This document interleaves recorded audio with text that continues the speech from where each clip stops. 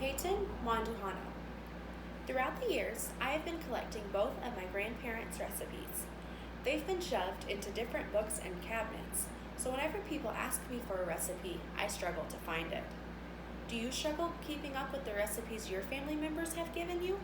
Or the recipe to the deviled eggs from the potluck at church? Because I lose stuff and have a terrible memory, I ended up creating my own cookbook, a homemade treasure filled with my favorite recipes. A personal cookbook as an effective way to collect, store, and someday pass on your tastiest recipes. I want to share with you all the 4 steps in making your own personal cookbook. Like most projects, we need to begin by grabbing our materials. There are several supplies that are essential to complete this project. The first item is a binder or a folder like I have here.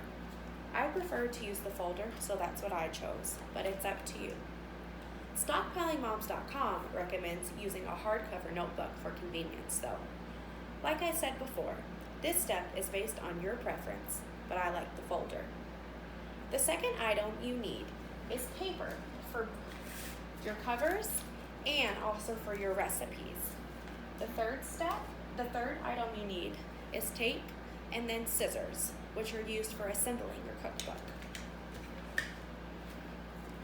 Some optional supplies are dividers, decorations, and plastic page protectors for people who like to be more organized. Now that we've collected all of our materials, we can create our cover. A theme usually inspired from your recipe paper will give you the direction in creating your cover. The first step in creating your cover is to make sure your paper fits your binder, folder, or notebook. The second step is to tape your title to the front cover. You can print it, write it, or use another source depending on what you like. That's your preference. The third step is to decorate your cover.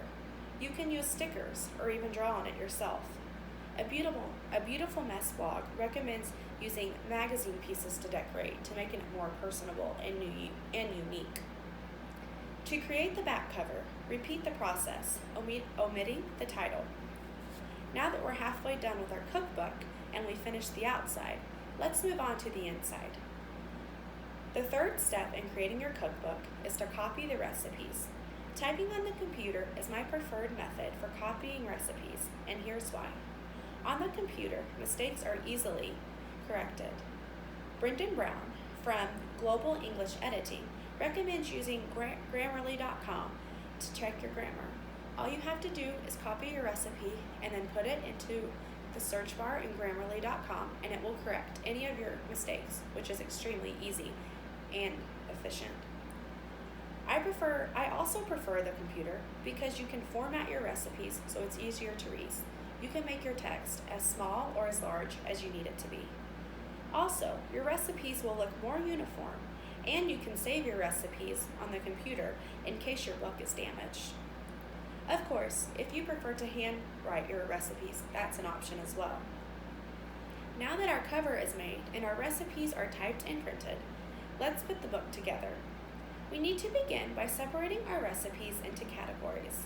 The Making Lemonade blog recommends using the following categories: beverages, appetizers, soups, salads, and sandwiches, main dishes, which can be broken down into subcategories, including meat, poultry, seafood, etc., breakfast, and then desserts. This is the plan that I chose to follow. Next, you put your recipes in alphabetical order in their categories. After your recipes are organized, insert your recipes into the book. Whichever kind of book you chose will depend on how you insert your recipes. Since I chose the folder, I would just put my recipes into the 2 side pockets. You now have completed your cookbook and it is done.